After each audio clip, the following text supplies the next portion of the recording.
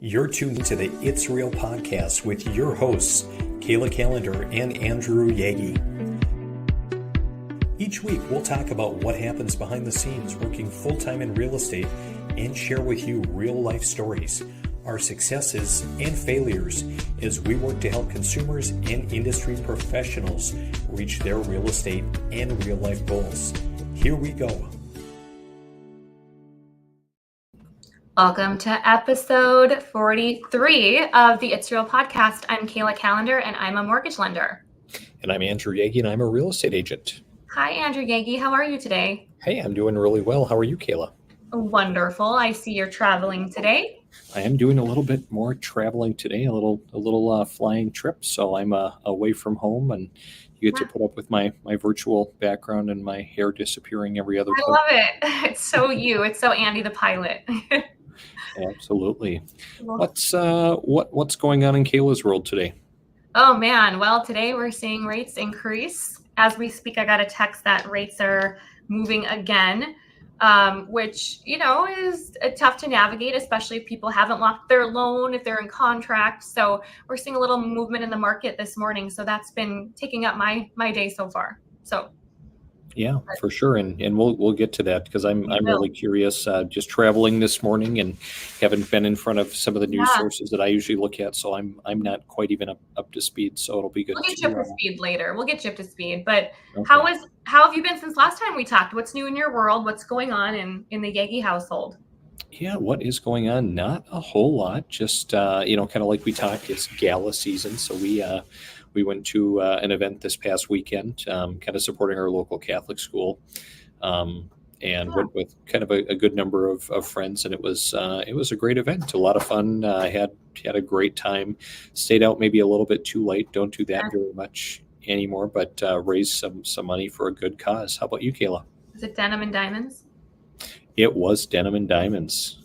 Are you going to share with our audience any photos from them? I'm not quite prepared, not having my regular setup ready to go, but I can probably find something to show you in a little bit. And it is gala season. It's that time of year when there's so many different organizations raising money, and I love it because you get to connect with people in the community. And we just had one for TNT Kids Fitness in Fargo. That's an annual one. Every spring, you get dressed up and you have silent auctions and you have live auctions, and it's a lot of fun. And you get to see, like, when you go to these events, the mission is just so clear and they articulate it so well.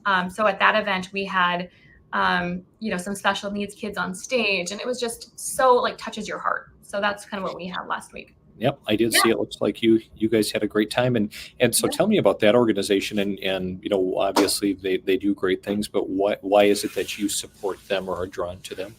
Yeah, so they always encourage, movement, so getting kids to move their bodies and be part of something. And so what TNT does is they have what's called the ABLE Games. And it's really just getting people, kids with special needs out and moving their bodies. And so it's helping them. And I personally, love that organization because it's been part of, the Fargo-Moorhead area for so long.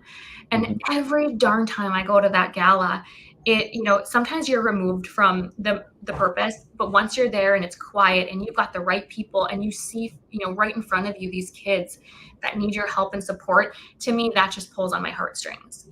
For me, it's elderly, children, and animals, people that can't necessarily help themselves. And so for me, it's just near and dear to my heart. I like that. Well, thanks for sharing that. Here I did, just to humor you, I found this was some of our group that we were with, and everyone very denim and diamond-y in a sense. So. Diamond-y. I love it. That's awesome. Yeah. And do you have many other galas or charity events coming up? Yep. We have one the later part of this month, and then I think, I don't think we have anything else on the calendar. How about you? We have quite a few, but I'm trying to balance. I've got Housing Wire has their annual The Gathering coming up. So I'll be in Arizona for that, and then kind of traveling for some other conferences. So I'm trying to find which ones I can go to. So we'll see. To be determined. Follow me on Facebook. You're a globetrotter, Kayla.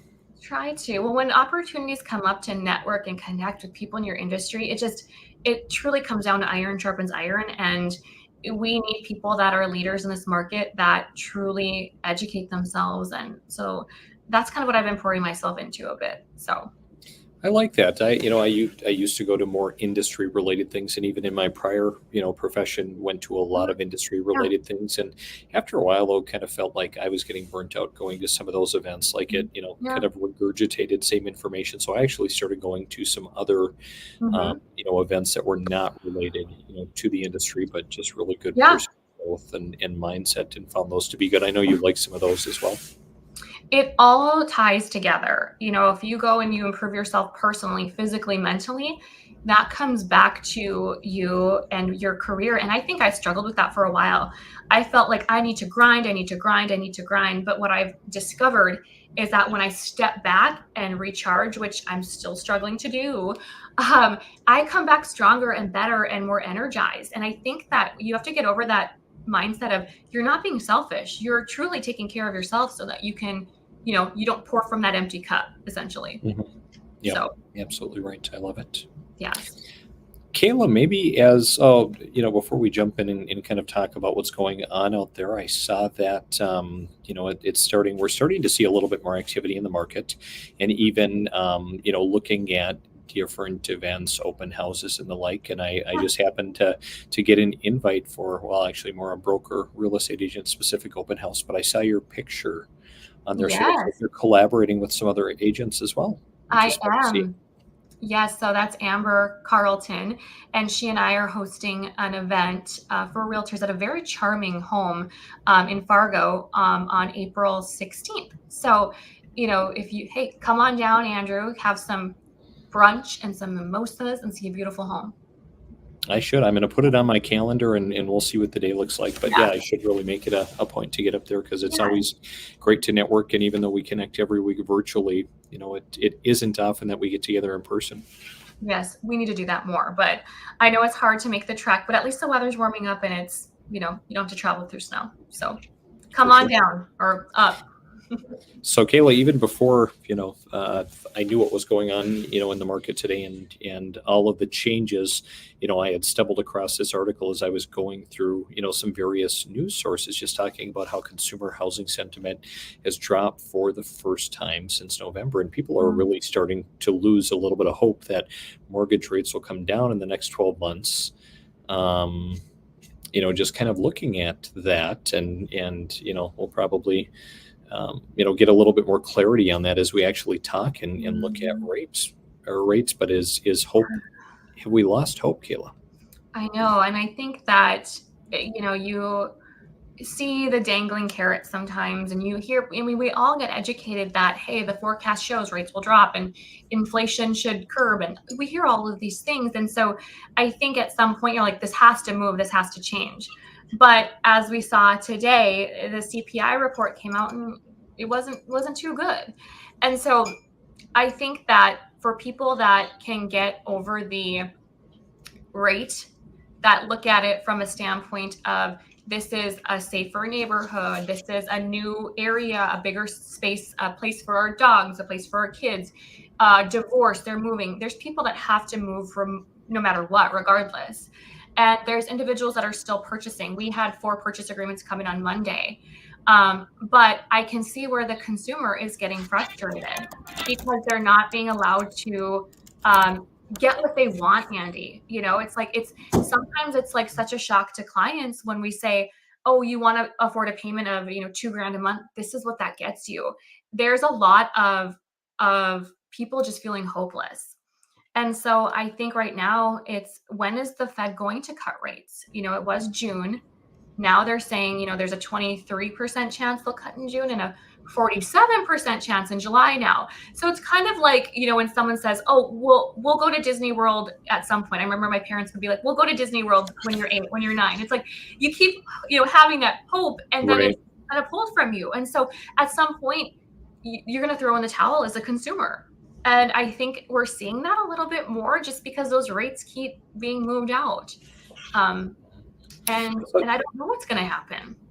So just to clarify for those, that are maybe joining and maybe not watching the news and whatever, but basically the CPI report just came out, kind of reiterating that inflation, has climbed by Increase. 0.1% more than forecast, which, I Yeah. look at it, Kayla, and I think, why is there, so much noise over a tenth of a percent?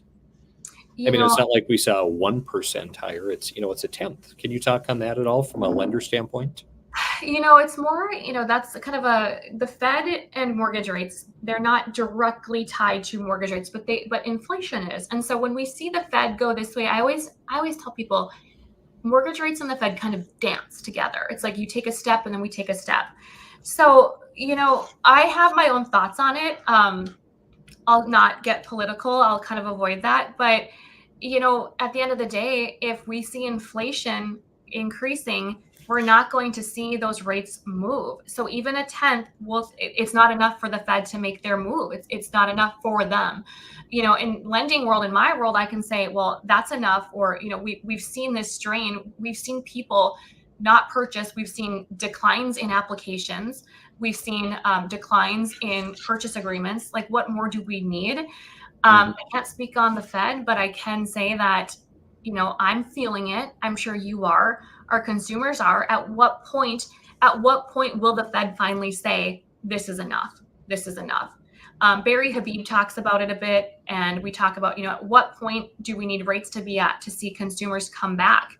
And I think we've heard kind of that 6 range, but the Fed is just not moving like we thought they would by now. Yeah, you're absolutely right. I mean, I think everyone feels the squeeze. And, even this article talking about, the biggest issues out there are housing and gasoline costs. And I even look at, going to the grocery store. So, okay, well, I went the other day and, we try to support our local grocer. And my girls wanted a box of Cheez-Its. I grabbed a big box of Cheez-Its, $8.34. It's like, wow. I know. There better be a gold nugget or something in the bottom Right. of that Cheez-It box. But it really is putting a squeeze on everyone. And even, just that, tenth of a percent higher, inflation rate. I mean, you even see on the side here what it likely is doing, to the stock market, dropping things, based on this news. So not good at all. And so with that, Kayla, where are rates, today? Yeah. What are we seeing kind of as a national average? We're seeing a little over 7. Thank you for pulling this, as always. A little over 7, so we're at 7.29. And so we're seeing, you can see on the right there, the change, up 0.23%. That's a 30-year fixed conventional. Now, if you look at FHA, it's actually not on here. Let me see here. But, FHA is going to be, there it is. I'm sorry, 6.65. Yep. So remember, I mean, 729, this is just a comparison, but you can see FHA was up, 0.1%. So I just locked someone on a North Dakota housing rate at 5.5% this morning. It all depends on the program, but at the end of the day, if you're comfortable, and I always tell my clients, if you're comfortable with the rate today, let's lock you in. We can float. We can absolutely float. And if the data says float, I will tell you the data says float. But I ask my clients, would you rather lock in and no rates went down a little bit? Or would you rather not lock in and no rates went up a little bit? And more times than not, people will say, I'd rather just lock it in. And I've had some clients this week that did not lock in. And they said, we talked yesterday and now we see this increase. And so a lot of people are shopping in their range of, well, I don't want to afford $40 more a month. Well, the rate just went up and it's costing you $37 more. So we're seeing a little bit of, that hope that, gosh, rates are going to come down, but you can't really play the game because it can bite you too. So, and I really appreciate kind of the other commentary piece that you shared, Kayla, just kind of talking about, again, the fact that things have jumped up, and then, kind of digging a little deeper, energy price is rising 1.1%, gas up 1.7%, which used car prices fell 1.1%. I mean, I talked to a variety of car dealers, and, they have more inventory than ever, and things have slowed down. Insurance continues to rise, shelter costs. Just really, really crazy. I also see rents rose 0.4% last month and are up 5.7% year over year. I mean, So there's that too. People that are renting are paying more, and they're feeling that squeeze as well. Mm-hmm. Mm-hmm. Um, but I think too is what we're seeing on the lending side as well is, we have people that come and get approved, and they're shopping at the very top of their budget because, like we just talked about, they want to have more house for less payment. Here's my payment, 2 grand. It gets you, let's just say 280,000. They're looking at 300,000 and trying to find ways like, how can I get this lower and how can I do this? Well, then what happens, Andrew, is rates might increase. And then what's happening is they're buying the Cheez-Its at the store and they're putting it on the credit card. And Mm-hmm. the credit card now is 22%, and that's going up. And it's this whole accumulation of pressure on people's hearts and minds and souls. It's like, what do you do? And I think that's where, when we go back to say this whole thought process of moving forward and kind of throwing in the towel, we're seeing that a little bit. And I think the other part too is, looking at this article just a little bit further, the last paragraph, it's going to be hard for the Fed to get their 2% Yeah.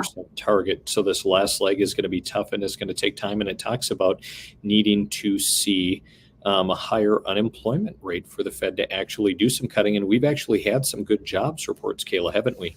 Yeah. And the thing is too, is that does not help interest rates, So if that unemployment rate, sways one way or another, that can impact interest rates too, which sounds crazy, but I mean, that is one of the factors that's going to impact rates. So if people are getting jobs and that's going well, it doesn't help out interest rates.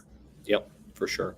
So a lot of Well, I guess movement. we can't have it all, but it could be, even I think it's going to be an increasingly more challenging year, kind of in the housing market, as we kind of, sift our way through, and affordability, gets to be even more challenging just with all of these added expenses.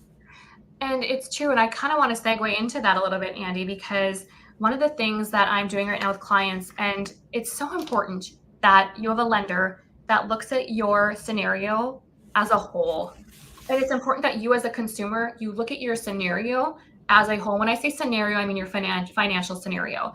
What are you paying per month on all of your loans? What are you paying for the things that you don't need? Really look at your budget, because in the last week, I think it's been 3 people now, I have had clients come to me, Andy, and say, Kayla, how can I get my payment down, for example, $400 per month? Andy, when we're spreading money over 360 payments, 30 years, it takes a lot of money to get your payment down $400. Mm-hmm. So what I do with a client, and I would invite clients to, if you don't have a lender or you do have a lender, talk to me. Let's look at this. To really look at, what are you spending per month on other things? Because what I did for this client, Andy, I knew she was going to be comfortable if she got her payment down $400, but gosh, it was going to cost her thousands of dollars, $60,000, I think it was, to get her payment down. Well, I told her, I said, if you were to take some of your proceeds from your sale and pay off these, I think it was 3 credit cards, she would cut $400 a month, spending about a quarter of what she would have spent to put that down on her mortgage. So it's all just moving money and finding the best ways. So what we did is we said, okay, instead of spending all this money on your down payment, let's take a little bit of that and pay off this debt. And it freed up $400 a month for her in her monthly cash flow. And that's Mm-hmm. what the concern is. What does your monthly cash flow look like? Right. And then she felt comfortable moving forward. We eliminated this really high 22% interest on her credit card debt. And it's all about the education. It's all about talking about what you can do. And then she could go in at the full asking price, get the house, get the neighborhood she wants to be in for her kids' school. And we just eliminated all this junk debt that she doesn't need. So I would challenge people to really look at your scenario holistically and have a lender talk about where you can move money, because it's not just about putting it towards down payment. You need to be educated on what you can do with your funds. Yeah, I really like that. And I think that's something that, as a consumer, you're probably not getting that type of counsel or that kind of service Yeah. from some of the online lenders. I mean, they're Yeah. trying to say, hey, we'll buy down your rate or we'll offer you a rebate or whatever. But I think, picking a good, local agent that that you can visit with, or I guess even, you work in 50 states, you don't have to be local, but just someone that's willing to go the extra mile. And I would say the same thing too, Kayla, on the side of an agent. Like the number of people that I will visit with who maybe they're shopping agents and kind of seeing who does what, and kind of like, every lender provides the same level of service every agent does, except they don't. And one of the key parts, after we've sat down and kind of talked about values, is talking about, how they feel about the price, and then Kayla, how they would net out too. And so Right. every time when I'm visiting with someone, I share, and I've got just a very simple net sheet here, just a Google sheet, where we're talking different hypothetical sale prices. And so let's say for 123 Main Street, we're going to maybe, I think the sweet spot's 249, but hey, we might sell it for less. What if we sold it for 230 or 240 or 250? And you can see as I was working through this, my percentage is off, but let's say we were down, in the 5.9 range for a brokerage commission. If we were talking a percent, breaking down their commission in Minnesota, which is where I do the majority of my business, you're going to pay a state deed tax, title company fees, recording fees, maybe a mortgage payoff. So just kind of penciling all of that out and then sharing it with the seller. This is how you net out. And then even, working collaboratively, Kayla, with the lender as well, just kind of like, hey, this is kind of what our prediction is, and here's where we think you're going to end up. We need to work as a team. I love that because, I'm going to be very vulnerable here. Clients are like, what's your rate? What are your fees as a lender? What is this? Well, in reality, when I ask a client, what is the realtor charging you to list? What are you going to list your home for? What's your mortgage payoff? All of these things are so important for us to know as a lender as well. Obviously, we don't know for sure what that house is going to sell for. So that's a moving target. I love that you have that range, Andy. That's so helpful. And if you share that with us as a lender, we then can say, okay, in terms of your sale, now we know what we have to work with. And if you go this route or this route, here's your range for your payment. And so when you work with a lender and a realtor together, you really get to fine tune and get granular on what you can expect. Because if you tell me, oh, the agent thinks it's going to sell for 300, well, then I'm plugging in numbers for 300. That makes such a difference. Yeah, I love that. Got to be on the same team. Yeah, and it just helps. At the end of the day, it's collaboration to help the client and have more information in front of you. More information is better than none. Sure. And when you're working with clients and in scenarios like this, I mean, how often are you getting good information and good collaboration from the agents that are out there? It depends on the agent. I'll ask a client, what are you going to list your home for? Have you talked to your agent? And they're like, we're not sure. I don't remember. Or, well, what are they going to charge you to list? Because that makes a difference in your net. And they're like, we haven't talked about it. So I then try to go directly to the agent because they're the ones that are going to really know. So a lot of the clients will say, Andy, well, Zillow says this. And I'm like, well, before we talk about payment and all that, let's make sure you talk to your agent and get on the same page. So I really try to go direct to the agent because they're the ones that are going to really know those numbers. But I love that sheet you have. If I had an agent provide me that every time, that would be so helpful. So helpful for the client. Yeah, absolutely. Yeah, it makes sense to collaborate and to work as a team for sure. Absolutely. And I love that, as we kind of fine tune, ourselves and our crafts as industry professionals, we find who we want to work with because we know that it sets up the client for success and it takes away the stress and the emotion when clients have no idea, you can tell they're stressed out, but when they have the education, they're empowered, they're like, I get it. Let's move forward. And confident buyers, confident sellers move forward. It's the ones that are hesitant that it's fight, flight, or freeze, and they freeze. And that's what I'm seeing with the uneducated buyers and versus the educated ones. So, well, Kayla, this is probably, a lot to take in here, today, especially as we're looking at the CPI report and we're looking at interest rates jumping up.